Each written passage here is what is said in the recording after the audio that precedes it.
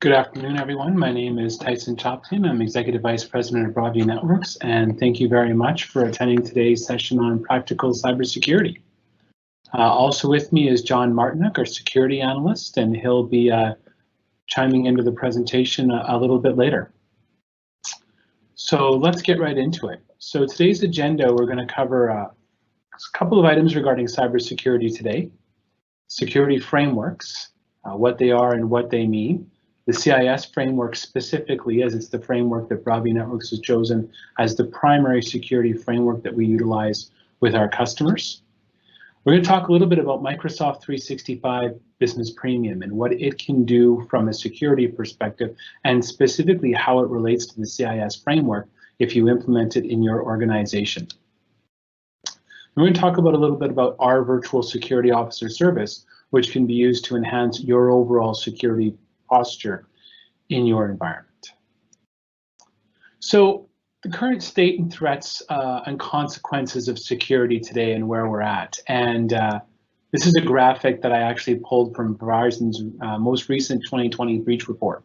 And the reason I use this one is it's one of the few reports that's come out that's given a result of breaches really under the experience of COVID-19, and a lot more people working from home, and the security challenges and changes that we've seen with work from home. And if we look at this chart from left to right, we start with 2015, and we see that malware, social phishing, Trojans, hacking, another type of malware, misdelivery and misconfiguration, and then of course ransomware was the order of the most common breaches and the types of breaches that were taking place. And as we look at 2020, you see that phishing has come up significantly, use of stolen credentials, so traditional hacking, usually from brute force password attacks or particular credentials that are known. But what's really interesting is seeing misdelivery and misconfiguration come up higher. And the thing that makes misdelivery and misconfiguration coming up higher so interesting is, in a rush to work from home, a lot of organizations put more information into online services and the cloud and the like than ever before. And not all of that was done following best practices, best security, and all of those rules. And we see that leading to a lot of breaches, up quite a bit from previous years, almost 7% combined.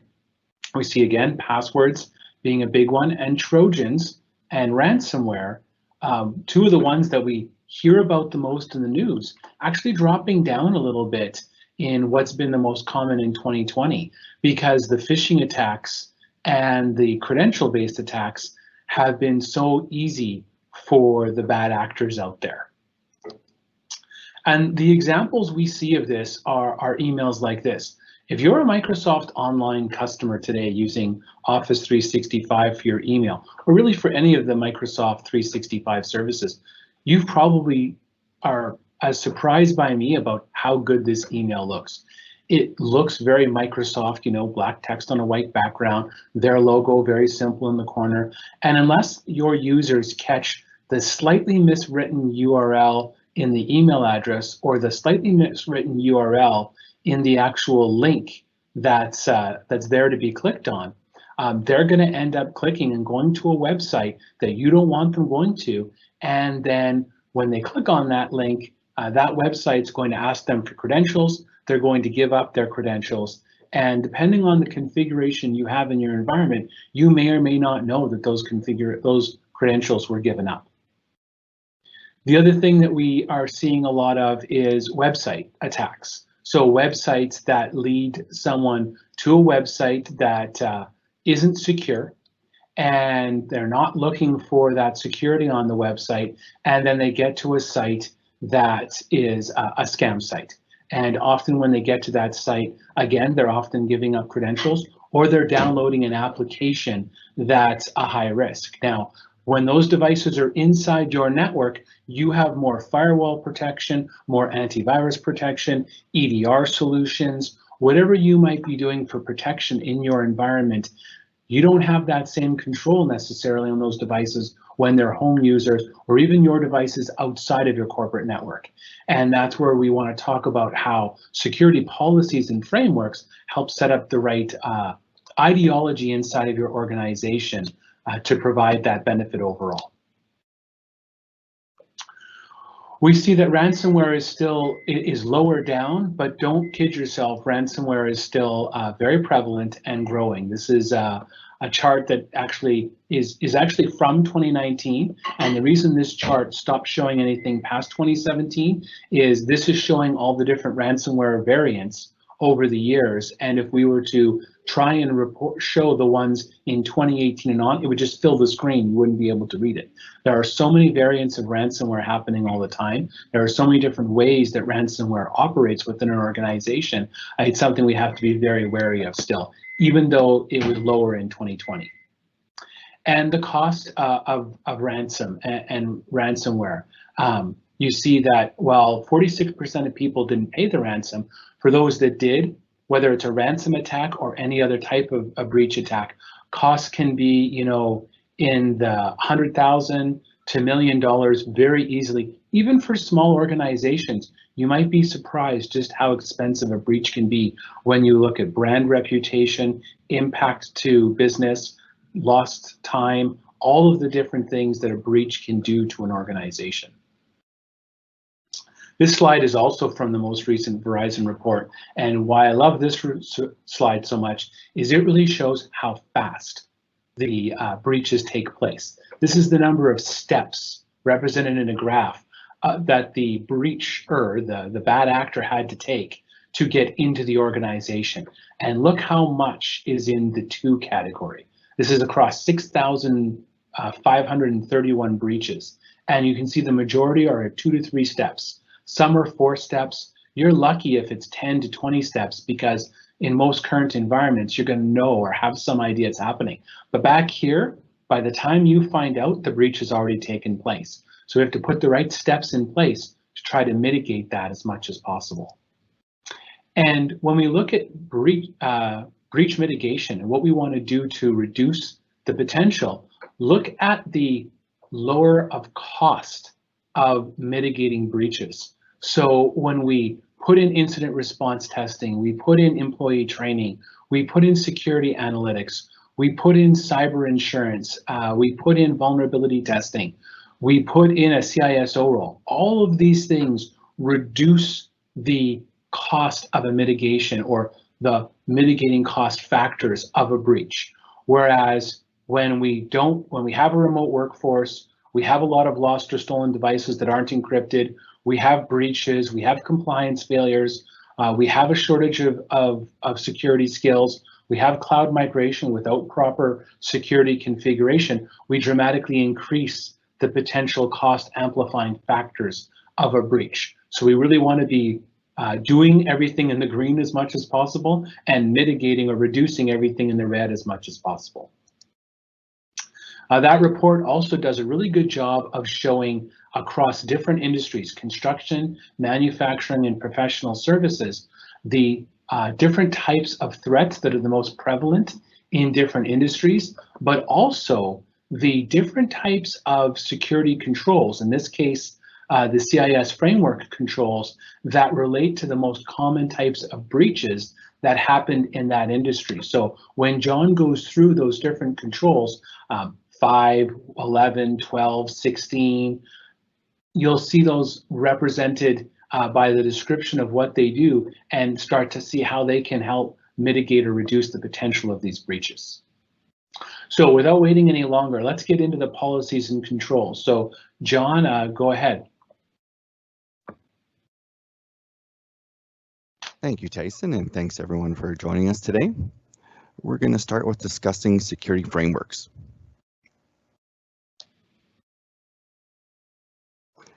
There are generally 3 types of cybersecurity frameworks: control, program, and risk-based frameworks. We can see here that experience, skill, and time requirements increase as you move from control-focused into a holistic governed risk management program. We'll move to the next slide. Security frameworks have several components to them. to guide you when creating your IT security policies and procedures. A framework has security best practices and guidance that you should follow to get the best results and value when implementing a successful program. The framework's primary goal is reducing risk that common cybersecurity threats bring to your organization. Think of these frameworks as a blueprint for building an information security program to manage risks and to reduce vulnerabilities. Let's touch by talking about a few of the more common and widely used frameworks today. ISO 27000 series is the information security equivalent of ISO 9000 for quality. Note, ISO itself is not free and certification is very expensive. NIST has numerous special publications, 800-53 being one of the most popular. It outlines requirements for federal information systems and the controls that are required when using or supporting those systems. Thirdly, we have a spin-off from NIST, their cybersecurity framework. It was developed to specifically address critical infrastructure protection. It focuses on risk management, particularly the pillars of identify, protect, detect, respond, and recovery. Moving to the next slide, we also have the General Data Protection Regulation. This is law on data protection and privacy in the European Union. What most people forget about is that this law applies to entities outside as well. From a healthcare perspective, we have HIPAA, the Healthcare Insurance Portability and Accountability Act, which dictates the way that healthcare organizations must secure systems with protected health information, PHI. Lastly, we have the payment card industry's data security standard, PCI DSS. It covers companies that handle credit card information, accepting credit cards, processing those transactions, storing the data, or transmitting card data. It's important to note that frameworks are often customized to solve specific information security problems, just like building blueprints are customized to meet specs in their use. Some frameworks are developed for specific industries. Some frameworks are developed for specific regulatory requirements. And most important, they come in a wide variety of complexity and scale. As we move through the next few slides here, please keep complexity in mind. Stepping back a bit, the dictionary definition of framework sounds simple enough, a basic conceptual structure of ideas. However, executives and IT professionals are feeling very overwhelmed these days. A few weeks ago, we had a water treatment plant in Florida compromised thanks to shared passwords, TeamViewer misconfiguration, and unsupported legacy operating systems. As mentioned, and as you know, if you're paying attention to Twitter or the news, right, most IT security news is bad news. Development, operations, and security frameworks have a long history, and there's been many flavors of the month. So let's move on and talk about selecting the appropriate framework. Before we get into selecting a framework, let's talk about some of the more common cybersecurity misconceptions and myths. First off, small and medium-sized businesses are not targeted by attackers. That is wrong. Last year, small businesses made up over half of the victims. Secondly, only certain industries are vulnerable to attack. Wrong again. Any business with sensitive or proprietary information is vulnerable. Cybersecurity threats only come from the outside. Wrong. Insider threats are just as likely and are much harder to detect. Cybersecurity is the sole responsibility of the IT department. Wrong again. Every employee in your organization plays a role in keeping your company safe. And lastly, you'll know right away if your organization is infiltrated or breached. Very wrong. Modern malware and threat actors today are stealthy and linger in systems for months before detection. Why do I bring up these myths? Because in a perfect world, the framework is going to include architectural, people, process, and technical controls, and it's going to map to other compliance frameworks to help you maintain your regulatory compliance. In a perfect world, the framework is going to be cost-effective, practical, and realistic. The CIS suite, so the CIS bench framework, its controls, benchmarks, and recently introduced community defense model make this all achievable and realistic. The CIS framework stands out for its practical, valuable best practices. The CIS controls are a prioritized set of actions that form a defense-in-depth approach of best practices that mitigate the most common attacks. These benchmarks and controls, they're developed by a community of experts who are applying their firsthand experience as defenders to create these best practices, and they come from your industries. The benchmarks, controls, and defense model are also updated on a regular basis to reflect real-world attacks and threats. Another important point to pay attention to is prioritization. Many large organizations with large buckets of security money are neglecting the basics and essentials. Let's talk about basic cyber hygiene next. It's important to note that CIS, whether it's the controls, benchmarks, or defense model, they can be applied to any environment and provide direct operational advice. Almost all successful attacks these days are taking advantage of poor basic cyber hygiene. We'll talk about implementation groups later on. However, we need to start with a foundational set of actions that every organization should take, especially those with limited resources and expertise. Basic safeguards need to be in place to form an action plan and strategy around developing that basic cyber hygiene. We'll talk about implementation group 1 later, but by using group 1 as the definition of basic cyber hygiene, CIS makes security improvement accessible to everyone. CIS also provides more than 100 configuration guidelines to safeguard systems. They've also developed around MITRE their new community defense model. The community defense model identifies the 5 most important attack types that we need to defend against. Today, that includes web application hacking, insider and privilege misuse, malware, ransomware, and of course targeted intrusions and attacks. For each attack in the defense model, CIS identifies the attack pattern and then the specific value of each safeguard in the CIS controls against those techniques found. So why would an organization select the CIS controls? Before you pick a checklist found on the internet or attempt to go down the road of a costly and complex framework, the CIS controls are going to focus on the most fundamental and valuable actions that you can take. Value here is determined by the ability to prevent, alert, and respond. As mentioned, the CIS controls are a prioritized, highly focused set of actions that can be mapped to regulatory frameworks, which is going to reduce the cost and frequency of your assessments, and they're measurable, so the controls can be documented and reported to establish a shared language with your management and executives. One of the main benefits and differentiators of CIS, again, is its focus on fundamentals, priorities, and valuable actions.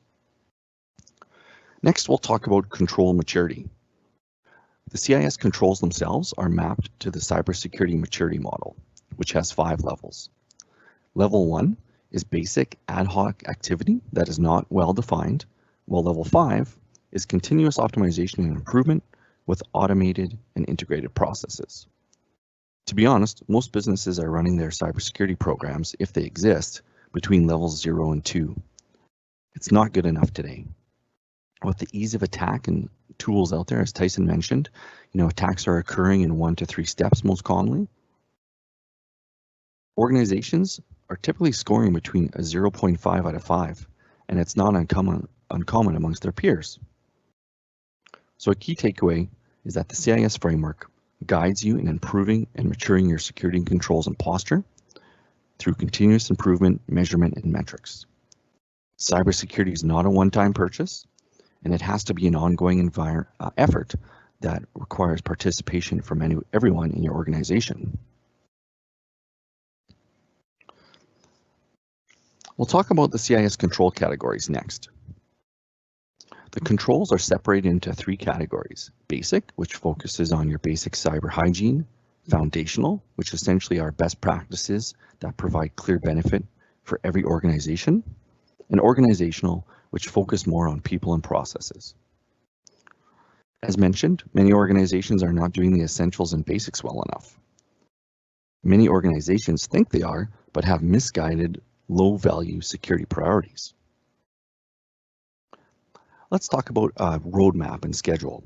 Organizations who typically adopt the CIS controls set goals of achieving the basic controls in year 1, followed by foundational in year 2 and organizational in year 3. Another common roadmap is to achieve the basic controls in the first 6 months and then select and schedule controls from foundational and organizational in the following quarters. We're going to get into the CIS controls themselves. Controls 1 and 2 focus on the inventory and control of hardware and software. It's very simple. We cannot protect what we don't know about. Number 3, continuous vulnerability management is more than just patching. Although vendors are releasing regular patches on a regular basis, right? It's a game of sheer numbers. In this vulnerability database, in the last 3 months alone, there's been 5,200 vulnerabilities. So again, it's about prioritization. 4 is the controlled use of admin privileges. We hope that no one is running day-to-day as an admin, and that includes your 365 global admin account. Those both require separation. 5 gets into the secure configuration of hardware and software on your endpoints and servers. That covers corporate, personal, bring your own device, and other programs. And the last control in the basic group is the maintenance, monitoring, and analysis of logs. Many organizations set up logging, however, very few actually audit the logs or review the alerts from them. Worse, alerts are ignored. As well, most folks' retention time is too short, so when an incident occurs, they're unable to go back to those logs. In the foundational category, we move our focus to email, web, and malware defenses. Traditional signature antivirus no longer cuts it. We need to look at EDR and XDR. 9 is the limitation and control of network ports, protocols, and services. Is your network segmented? How often are you cleaning up firewall rules or inter-VLAN rules? Are you processing and storing payment or sensitive information on a different network? 10 is data recovery capabilities. Are you testing your backup and restores? What are your actual recovery point and time objectives? Do those actually align with the business? 12 gets into traditional boundary defense. While still important, identity is your new perimeter. Zero trust is a must these days, particularly in 365. 13 is data protection. So how do you protect against data leakage? Would you even know if a large amount of data left your environment? How could data possibly leave your boundaries or cloud infrastructure? 14 focuses on access based on the need to know. Typically, when employees change jobs, for example, their access is not cleaned up, so employee access accumulates over time. 15 gets into wireless access control. Are guests on a private network? What can the guest network talk to? Is it reviewed on a regular basis? The last control in the foundational grouping is account monitoring control. So again, we hope that MFA is turned on for everyone. You also need to be reviewing and using tools to monitor risky sign-ins and risky users. You should also be reviewing privileged roles and administrative role membership on a regular basis. The organizational group in the last 4 controls, again, focus on people and process. 17 is implementing security awareness and training programs, which in my opinion should be in the basic category. So how often are you training your employees? Are they being tested? Is it mandatory? 18 focuses on application software security. Do you write your own code and applications? Are you using open source tools from repositories like GitHub? Has your supply chain been compromised? Think about SolarWinds. 19 is incident response and management. It's cliche, but it's not a matter of if, it's a matter of when. So are you prepared to respond to a breach or ransomware incident? Have your IR plans, been tested and updated? We hope that you have, in a perfect world, multiple plans for different scenarios that could come up. And lastly, 20 is pen tests and red team exercises. It's general best practice to run external pen tests semi-annually or when significant network or infrastructure changes are made, and internal vulnerability scans should be run monthly or quarterly. When were your last scans? We're going to look at one control group in particular here as an example. So here is control group 3, which focuses on vulnerability management. You can see that each control group is broken down into subcontrols with categories for asset types and security functions mapped to NIST. In our assessments, we evaluate all of these subcontrols in 4 ways. 1, do you have a policy defined and documented process? Is that informal or formal? Do you have the subcontrol implemented on all, most, or some systems, or none at all? Is that subcontrol automated or technically enforced on those systems? And lastly, is the subcontrol reported to management or the business? As an example, you have patch management policies and procedures documented. Your workstations are automatically patched. However, some servers are patched manually. And those servers behind on patching are reported up to management. So how do we get started with CIS? So it's important to remember, again, that security is not just an IT problem, this is a business problem. So you need to start by understanding what is critical to your business and consider the adversarial actions that could impact your ability to be successful. Think about threats and vulnerabilities from a traditional risk management perspective. At the end of this, you need a plan for assessment, implementation, process management, and remediation. To do so, the CIS controls leverage implementation groups to address the above questions and help you with prioritization. These implementation groups, as mentioned, help to simplify your security improvement program. You should implement controls in implementation group 1, followed by 2 and 3, again with a focus on your basic cyber hygiene. Organizations are typically classified into 3 groups, and that classification is based on your cybersecurity attributes, such as data sensitivity, experience, resource availability, and risk profile. We'll move to the next slide, and we'll get into each of the 3 implementation groups. CIS defines Group 1 as an organization with limited experience and resources. Group 2 as an organization with moderate experience and resources, and Group 3 as an organization with significant resources. Generally speaking, the subcontrols within Group 1 are for small home office environments where data sensitivity is low. The subcontrols for Group 2 focus on helping security teams, be it a solo individual or a partner, protect sensitive information. And Group 3 focuses on the ability to reduce the impact of zero-day and sophisticated attacks. Again, we want to start with our basic cyber hygiene and move through the controls from Group 1 to 2 to 3. Let's talk about meeting your compliance requirements next.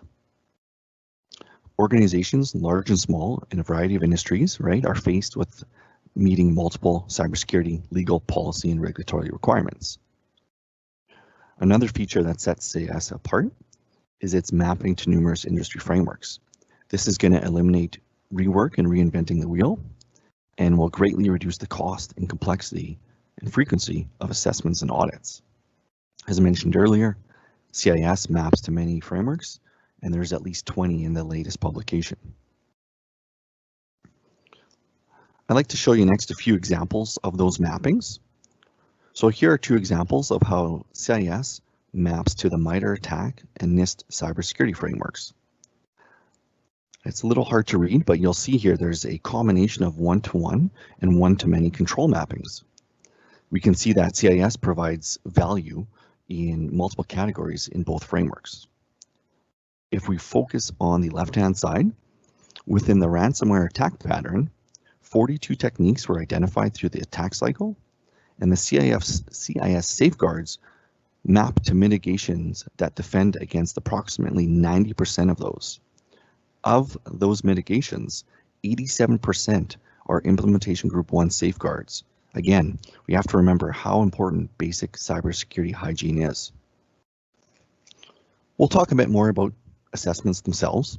So deliverables of our CIS assessments include scoring related to the implementation groups, implementation percentage by control, and maturity levels. We use this information to create a security maturity roadmap for you. And then we work together to budget, plan, and resource each remediation task. Remediation is generally broken down into 2 categories: smaller time and material items, and of course projects that require formal budgeting and planning.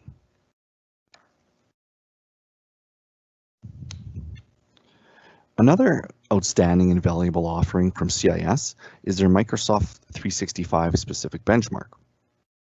According to Statista, as of last November, 365 is used by over 1 million companies worldwide, with 650,000 companies plus in the US and 56,000 plus in Canada alone.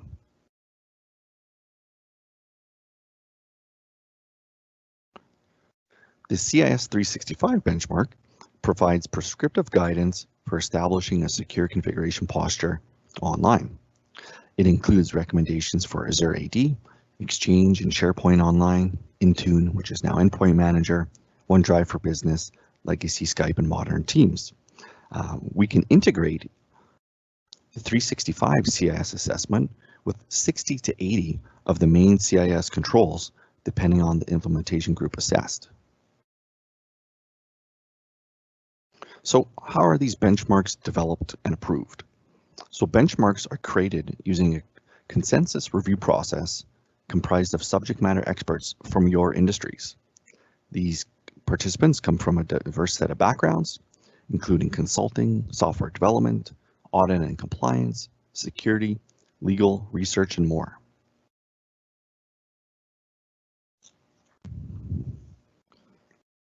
Who can benefit from and leverage the 365 and other benchmarks?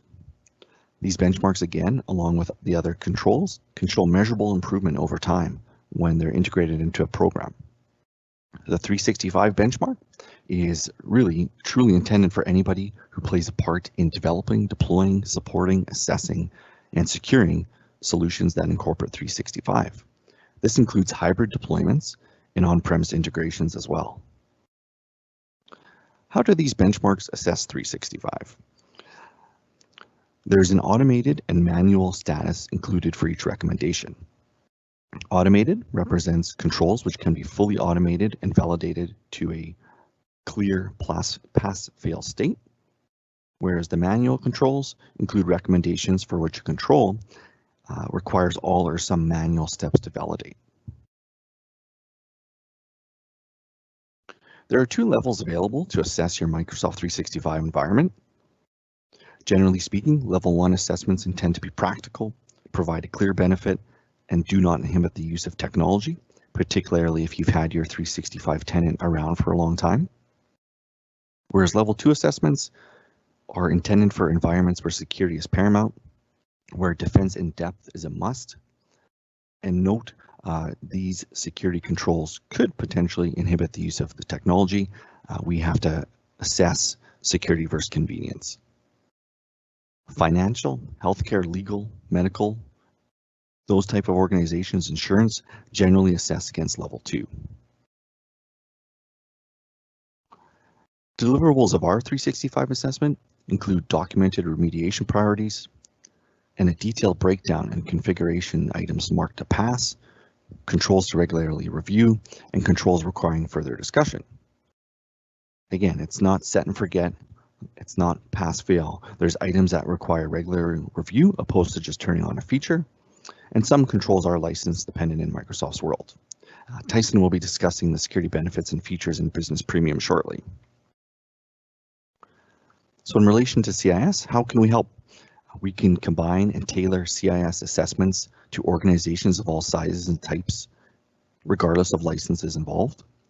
We can integrate a 365 assessment and remediation into a full CIS assessment and security roadmap for you, and as required, map those controls to the frameworks that you must meet for compliance purposes.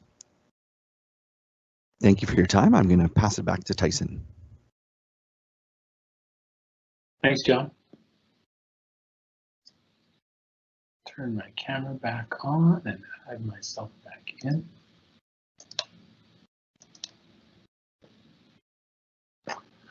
Okay, so that was John's review of the security framework, the CIS controls, and he did touch a little bit on some of the other frameworks as well.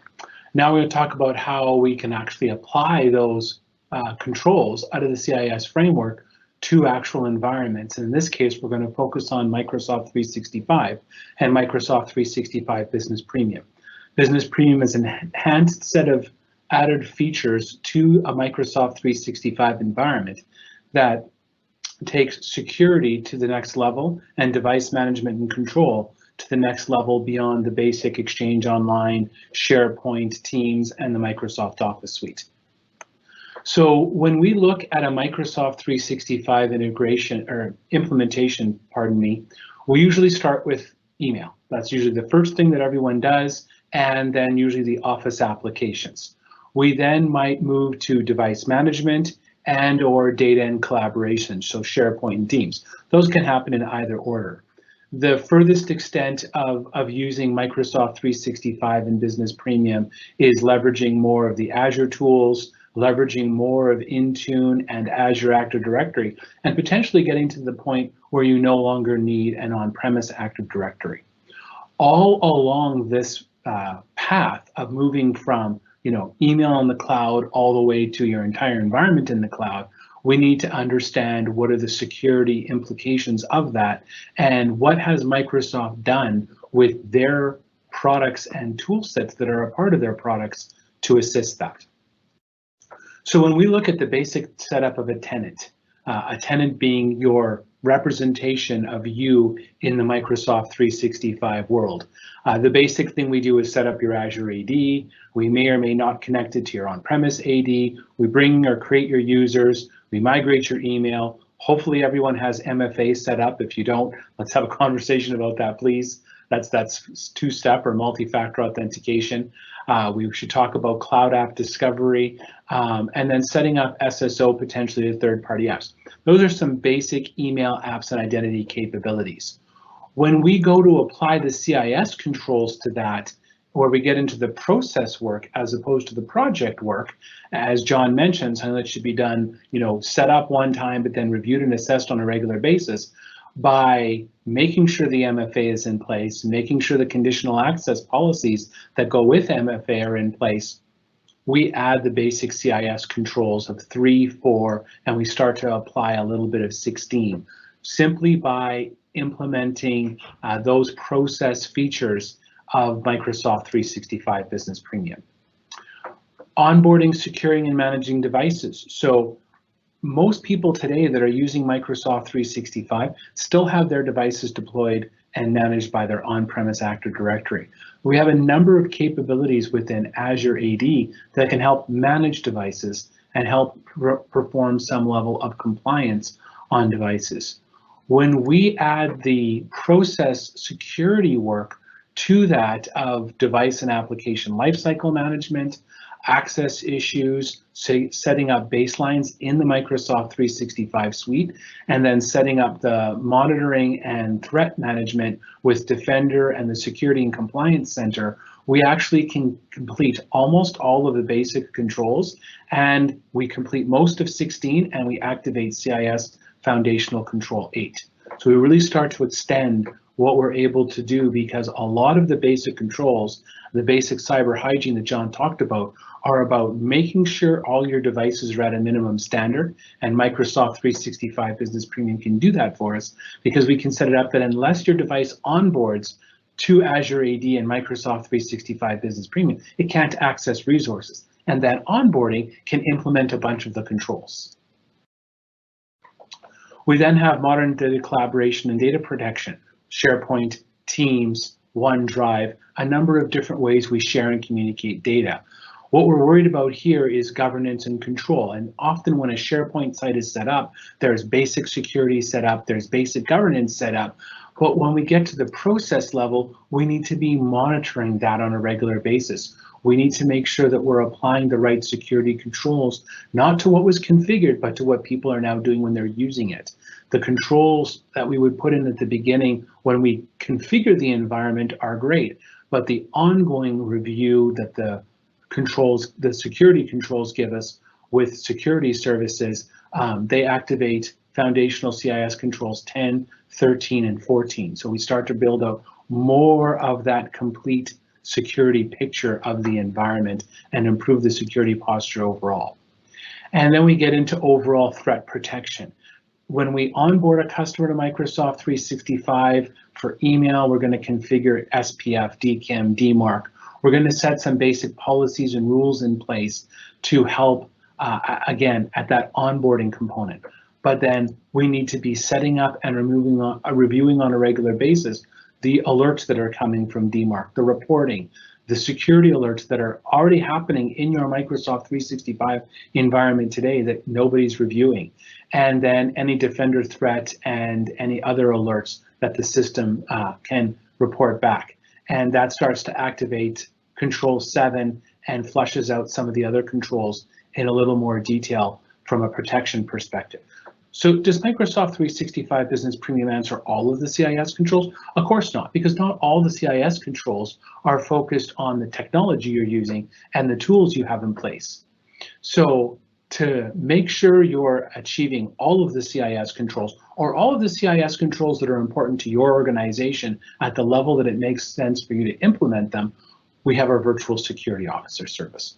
The core concept behind this is it's not cost effective to hire a full-time information security officer. We have John on staff. He's certified. He understands how to apply security to different customers' environments based on applying the frameworks. And depending on the size of your organization and the depth you want to go in your ongoing security in your organization, we have our small and medium business option, which looks at the basic log review in Microsoft 365 and suspicious activity review on a monthly basis. It focuses on 1 to 2 of the CIS controls and 1 to 2 of the Microsoft 365 secure score improvements, which again, reach back to the CIS controls on a quarterly basis. And then on a semi-annual and annual basis, we'll do things such as endpoint security review, external pen test, security presentations and reports, and firewall security review, privileged account review. So we'll do those ongoing components of those controls on a monthly, quarterly, semi-annual, or annual basis as it's appropriate to the size of organization. If you're only focused on meeting a specific security control, probably more for regulatory or industry requirements, then we can do just the CIS controls as a paid for monthly service. And then if you're a larger organization, we can extend, of course, the cost, but also the size of the engagement that's happening every month throughout the year. And we can get more controls done on a more regular basis, and then more vulnerability scanning and review of the environment semi-annual, and a slightly larger set of items done on an annual basis. If you're in manufacturing or you are implementing systems that have to integrate with your customer systems or other systems, some of the parts out of here could be critical either to responding to RFPs or getting certain types of business. The item 20 here is updated questionnaire and third-party risk assessment. This is really handy because then you have a document you can provide to any potential customers, business partners, or vendors that you're going to work with about what your security posture and profile is and your expectations. And number 19, we do incident response planning and tabletop exercises, which can be helpful for your organization to be ready for a breach. Because I would love to tell you you're never going to get breached and we can put a whole bunch of things in that are going to prevent it from happening, but that's not the case. What we're really doing here is putting in as much mitigation and control to limit it as much as possible. If we're lucky, it doesn't happen in any of our lifetimes, but more likely we want to make sure that we have all of the necessary defense in place as possible, and then we have the necessary policies and procedures in place for how we're going to deal with anything if and when it does happen. So the easiest ways to move forward, have a call with John and one of our account managers to help understand everything we talked about today and how it applies to your organization. You can certainly email solutions@broadviewnetworks.ca, call our main line 9897. Sorry for the typo there. If you don't know who to talk to already, that's a great way to get started. We have phishing testing and security training, which John mentioned earlier. And if you saw the looper at the beginning, we have dark web credentials monitoring, which can be great ways to get an insight as to how safe is your environment right off the bat. Do your staff know what they should be doing? Are they using the same passwords on a whole bunch of websites? Information that's really important to have to understand what your security posture and risk of your environment is. And then there will be a winner of a complimentary security assessment, and they'll be notified tomorrow. And now, any questions? Please use the Q&A tab up in the top menu bar on the right-hand side. It has a little question mark on it, and from there you can ask any questions. And it looks like there was some questions that have already been answered earlier on, but they were mostly just feedback about the experience people were having. But any specific questions anyone has about anything they saw today or how anything might apply to their own environment? And we'll hang on for a few minutes for that, because I know there's a little bit of a delay from what I say to when it gets to you. So, while we're waiting for those, there's a few questions from the invite response, so I'll share a couple of those. One was, I really like the idea of practical and simple solutions, and that's just it. And one of the benefits of CIS, it starts with the basics. It makes the goals practical, realistic, and focuses on those high value items first. All about prioritization and planning. Excellent. Any other questions that we had in the original attendee submissions? One more. How do you introduce security gradually into an organization where the culture has not been to have security? Second part to that was, what is an easy way to communicate the benefits of better security? Generally speaking, you have to start down, right? You have to peel back a bit and start with that strategic basic approach that has to involve management and developing strategies and policies first, once you pick a framework like CIS to move everything else forward. Yeah, and if you're struggling to get upper management or decision makers, you're the one attending this, you're not a decision maker, it's downtime. I mean, everything about security is limiting downtime and exposure. No organization wants to be compromised. In Canada now, if you're compromised, you have to give notification of breaches depending on the data that was breached. And no matter what type of breach you're going to have, there's going to be some amount of downtime. We have a lot of services that help mitigate that downtime as much as possible, but it's going to be much better if we can do everything we can to prevent it up front. We do have a couple of questions in the chat. First one here being 365 password change notifications. How to communicate a legitimate change versus a phish. One of the benchmarks in the CIS controls for 365 is the self-service password reset feature. It's recommended that you give all users in your 365 tenant the ability to perform the self-service password reset after verifying their identity in one or two ways. If you turn that on, you can leverage the SSPR reports to get additional information around user password activity. There was a question that seemed to be a add-on to one of the questions that you had already answered to. So I think it was the one about how to get security going in an organization and how to best create that policy. I think the simple answer to that is the fact that we're using a framework and a baseline from which to operate is really the best way to explain to the organization that if you don't have a baseline, you have no idea where to start your security from. John, I'll let you handle the SolarWinds one. So the question is, mentioned that the SolarWinds supply chain breach early on, but how would an organization be able to protect that if they relied on the SolarWinds product? It's not like you'd be able to dump that product at the drop of a hat. This one we could talk about for a few hours, but I'll shift focus kind of back to the 365 and Microsoft discussion. So throughout the SolarWinds incident and even up to a few days ago, Microsoft continued their investigation, and they provided, even though it's a third-party product, right? They provided specific guidance to protect your 365 tenant and on-premise integrations. For example, if you use ADFS. It goes a little bit back to zero trust, right? So focusing on identity, data, endpoints, having policies, automated policies versus manual settings or checking manually. There's a slew of recommendations that can be performed against an ADFS environment or 365 only that would protect against SolarWinds and other third-party compromises. Yeah, it's the sad fact is that the majority of compromises that happen today are not very complex. It's not like the people that are doing this are the most amazing geniuses in the history of time in many cases. It's sad how little skill and knowledge, pardon me, a lot of the bad actors and attackers have.